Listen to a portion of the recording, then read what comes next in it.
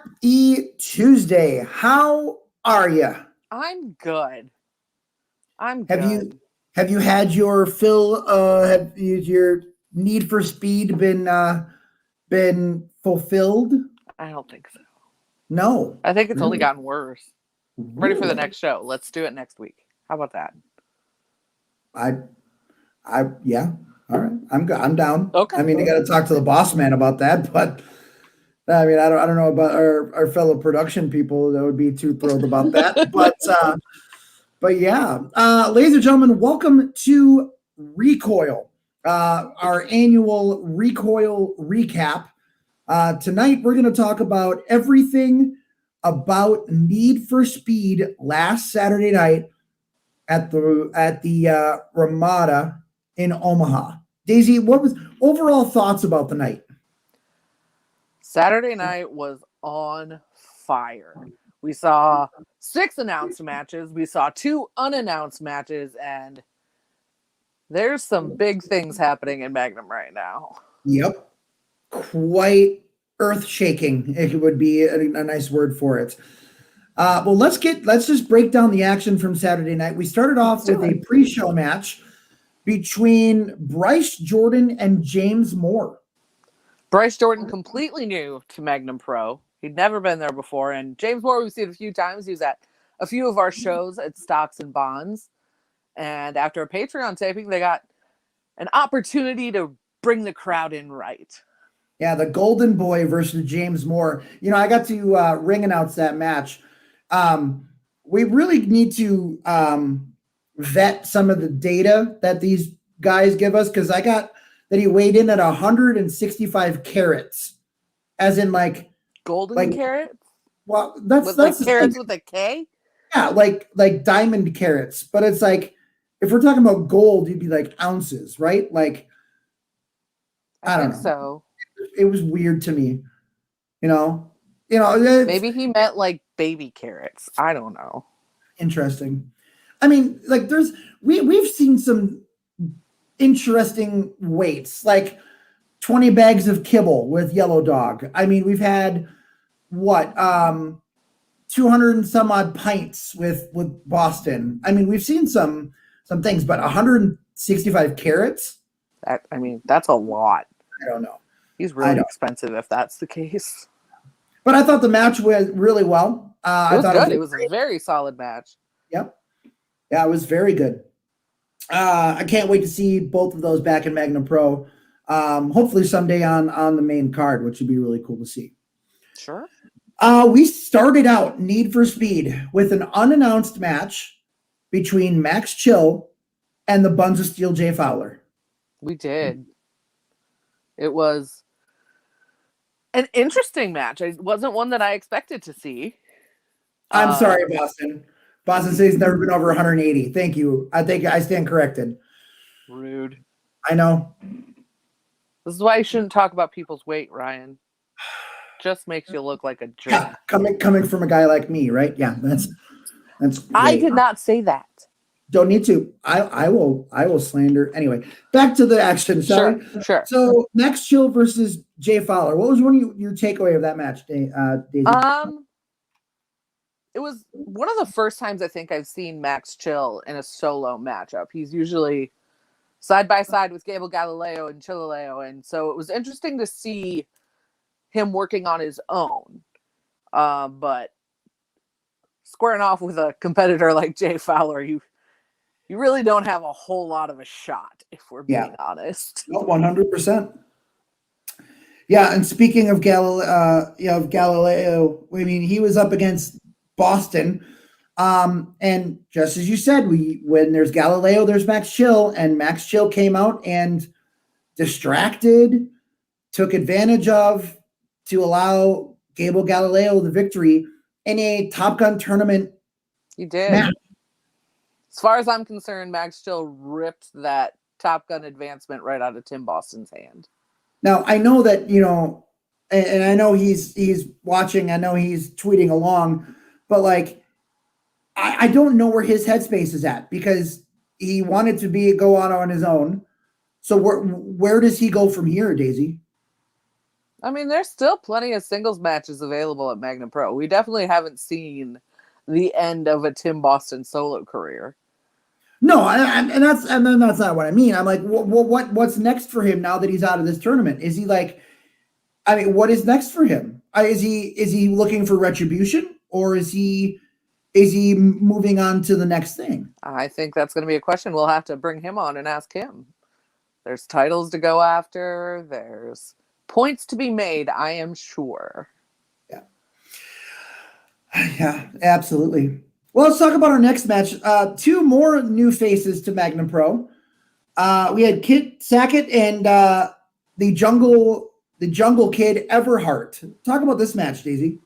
Kit Sackett is actually a staple at our Magnum Pro Patreon tapings. I have seen many of an incredible matchup out of him. So being able to see him on the main card was pretty fun. He is a very intense wrestler. He is a very technical and talented wrestler. So Ethan Everhart definitely had his work cut out for him. Yeah, and just talking with Kit, I mean, Kit trained in the southern, he's a southern boy in the southern wrestling in territories, and you want to talk about technical wrestler in the ring. He's all over that map. He is. And Ethan Everhart is definitely a different kind of opponent. Yep. I still swear to God he's the kid from Jungle to Jungle. Until someone can prove to me he's not, I will continue to say that. But he put up one hell of a fight on his own. He really did. Yeah, and like I said, it'd be very interesting to see these young and upcoming talents in Magnum Pro and see where they shine and where they go. Absolutely. And then to end the first half of our Need for Speed show, we had the what did Pete say?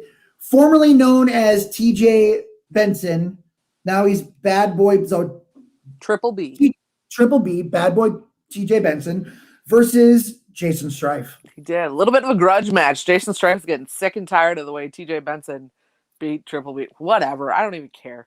I mean, he's tired of him pushing around the yellow dog, and Strife decided to finally do something about it. Yeah. Would you call that an assist from Yellow Dog? There was a bit of an assist from Yellow Dog, yes. Yellow Dog was not on the card, but he definitely made his presence known. And only a way Yellow Dog can. It's true. Also true. Very true. At least he didn't go out fighting people. I mean, no, he didn't. And then he came up and barked with us a little bit at the commentary table. It was a good time. Oh, I hadn't noticed that. It was a good conversation? It was great. He's a very intellectual dog. Yeah. Well, speaking of that commentary table, Daisy, you had a special guest commentator this week. So we did. So tell me about the guns and beer sandwich you found yourself in last Saturday night. There was some heated words exchanged at various moments of the night. But both Duke Cornell and Joey Anderson kept it together very well until the very end. Then things got a little more heated. Joey threatened to walk off. It was a thing. Wow. I'm going to have to dig a little bit deeper into that. Yeah, that's going to be a fun one to watch back. Yeah. I'm pretty sure I was placed in the middle on purpose. Oh, that's what I'll say about that. Well, we all know you. You can handle your own. I mean, I would rather not have to send you to the commentary table with your kendo stick. That's, I'm just saying. A girl's got to do what a girl's got to do.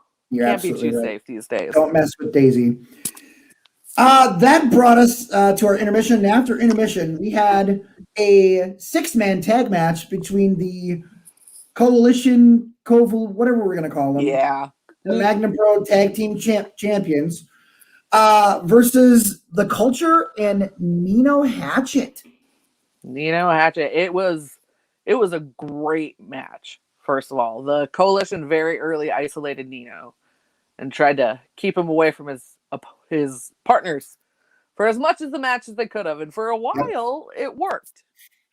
It looked real grim for the Coalition and Nino there at the beginning. And they somehow managed to turn it around and do this amazing team maneuver. It was like a 3-man 3D, which was amazing with on Mac, which is no small feat. Oh, Mac is a big guy. It was beautiful, beautiful to watch. The three of them were so in sync, and the Coalition knew they were in trouble. Pulled out of the ring. What did they do? They got counted out. Counted out. Yeah. And, I am really starting to get sick and tired of these guys. Like, what is it going to take? Is it a steel cage? Is it a lumber? What is it going to take for this group of guys to win straight or actually finish a match the correct way? I don't know, but I think it's safe to say that the culture is not finished with the Coalition quite yet. No, and and based on that match, I say the culture has the advantage in this one because now they know that the Coalition can be beat, and they're scared. They ran away. Yeah. All the culture needs is for them to somehow be kept in a ring. Yeah. And then the people who are not supposed to be in the ring out. Joe DeSanti, I'm looking at you. Yeah. Oh boy. Strife says if you thought 8 matches at Need for Speed was fun, just wait. Oh boy. I don't know if I should be excited or scared. Oh, man, that's the 7-hour Iron Man himself, so I know. Thank you for that explanation. Well, no, for those that don't know, it's not like I'm not just talking to you here, Daisy. I'm talking to the people watching too. Everyone knows who Jason Strife is. You never know. We could be, we're on Twitch. You never know. It's true. Let's talk about the most talked about match of the night. The most smack talked about match. Well, there was a lot of that. That's for sure. Between Damien Stain and Bogat. It started right after season premiere. They didn't even know they had a match yet, and they were already talking on each other. Yep. And we had Bogat on the recap after season premiere, where we announced his matchup, and he had some choice words for Bo, and I did have a chance, like I said on Friday night, that I had a chance to actually do a sit-down interview with Damien Saint, and he had some choice words for Bo. Well, heck, even when we did Recoil the other night, he just sat there typing Bo 7,000 times. Well, it was kind of creepy. Bo showed up, fists ready to go in this Top Gun tournament match, and Bo brought out the win. It's true. We saw some classic Bo, and then we saw some new moves out of Bogat, and it was pretty interesting to sit up at the commentary table between his 2 tag partners who know him the best out of anyone in that locker room and listen to what they had to say. It was a fun night. Yeah. Well, that brought us into Brixton Nash versus Donnie Pepper Cricket.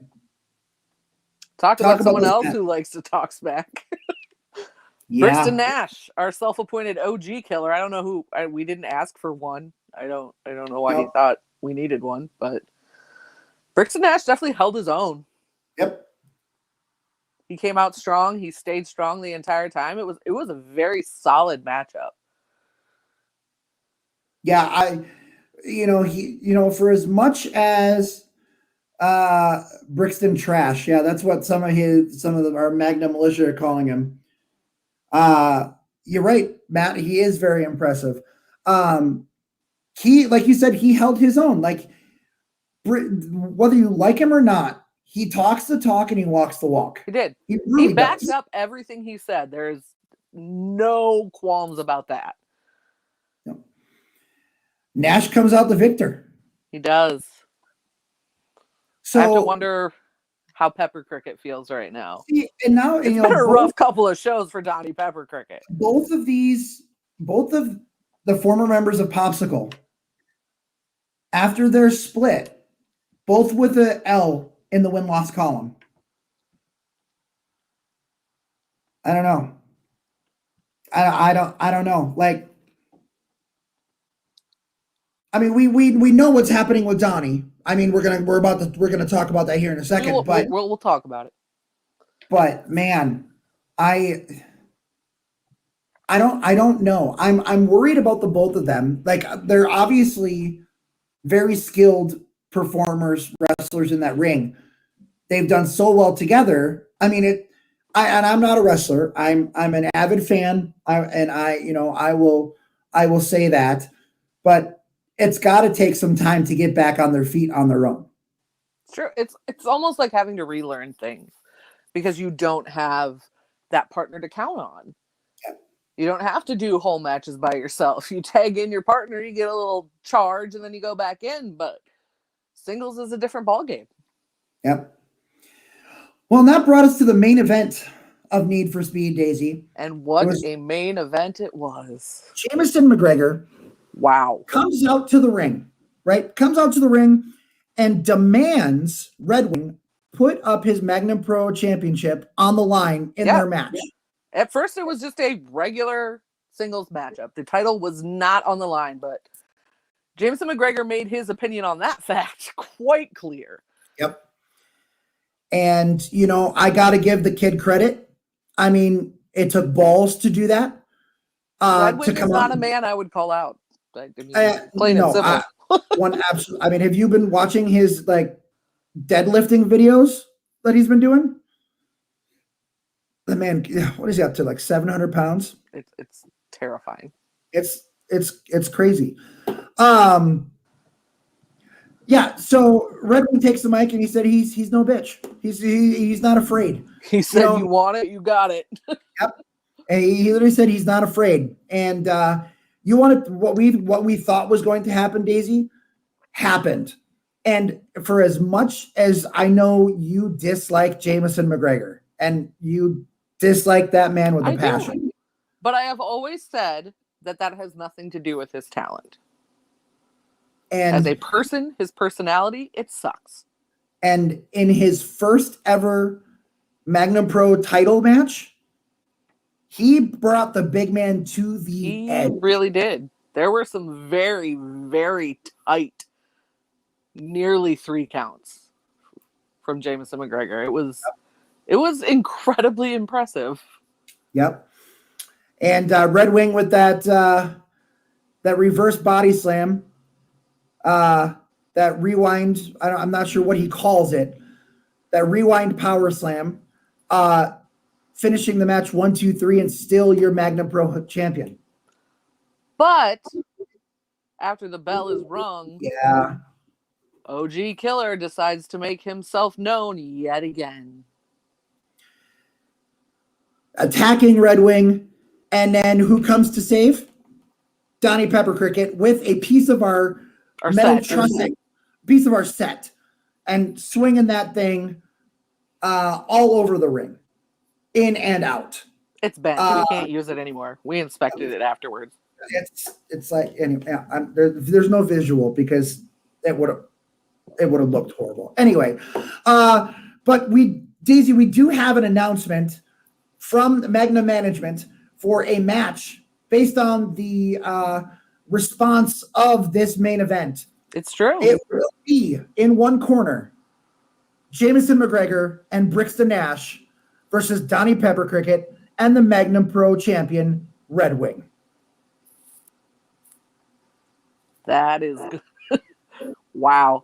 And honestly, on commentary, I kind of called it. I really did. Donnie Pepper runs out for the save, and the first thing I say is, did Donnie Pepper Cricket find himself a new tag team partner? And it looks like for one night, at least, he has. All I know is that they better reinforce that ring. Because there is going to be a lot of heavy lifting and huge body slams going on in that ring. Is Brixton Nash telling people to stay out of his business? Who's in your business? Anyway,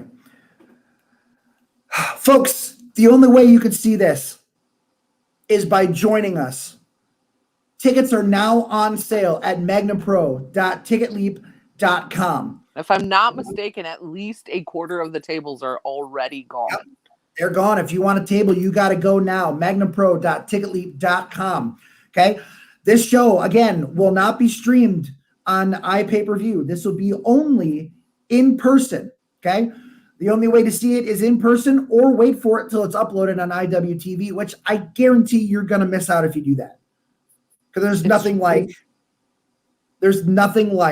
live entertainment. Strife says more than a quarter of tables are gone. There you go. Okay.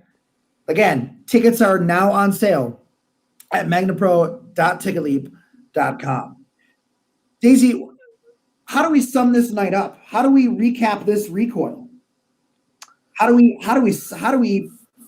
cap this to go into April 23rd? Need for Speed changed a lot of things. A lot of moving parts have now gone elsewhere. And if you weren't there, you might have missed out on some big moments. So don't make that mistake next month, because I promise you Turn and Burn will bring you more of the same. Turn and Burn we already saw Gable Galileo continue on in the Top Gun tournament. Bogat continues on in the Top Gun tournament. And there are the people in that tournament we don't even know are in. There's still some first round matchups that we don't know. It's true. It'll be very interesting to see. And like I said, the only way to see it is by being there in person. Okay. Need to get your tickets. Don't wait. Okay.